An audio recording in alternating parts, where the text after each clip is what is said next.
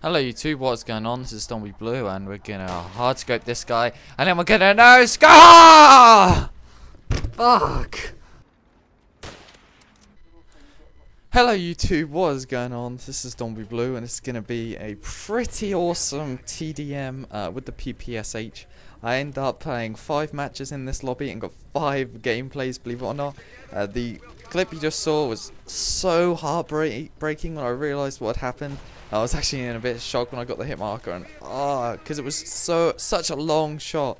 That would have been incredible. But we are going to be rushing like crazy in this courtyard game, and that was what I kind of want to do. I'm using bandolier, stop and power, steady aim, just never stop moving really, and we're going to fail here, but it's okay because he's going to fail more, and we're going to end up getting that kill. Now keep an eye on the radar, call it in, go for the reload. I see a guy there. I moved. No, it's too late. It's just where you can't always rely on the radar. Sometimes you got to check, see if you're in a safe position to reload. But now we're going to turn it up. We're going to keep in their spawn. PPSH, let's talk about the gun for a second. The PPSH is the worst SMG in World at War. It's mistaken. I think there's a perception that it's better, which is incorrect. That's because of the rate of fire and the level of at which you unlock it. But when you actually sit down and use the gun, even with round drum, which is what I've got on it here, the clip's not big enough, the reload's a bit too slow, the gun's really weak, it takes too many shots to kill, and it's not a very good gun at all. But luckily it weren't playing against the best players, and like that's a lot of shots. I must have hit a good 5-8 shots there, and he didn't die, which is a shame. Like I say, if you're going to play some World at War courtyard and you want to rush around a PPSH, there is loads of cover for you to use. Now on the last video, some people you wanted me to talk about random shit, which I talked about Pokemon, and some of you wanted me to talk about the gameplay. And so we're gonna mix it up, like you wanna. And so basically, try to get the first shot. Now Call of Duty is all about the first shot, and you do whatever you have to do to get the first bullet. Now in most Call of Duties, except Modern Warfare 3, the first shot is pretty much, if you stay on target, guaranteed you the kill. So it's all about putting yourself in an advantage where you can stay on target and get the first shot. Now rushing allows you to take the enemy by surprise.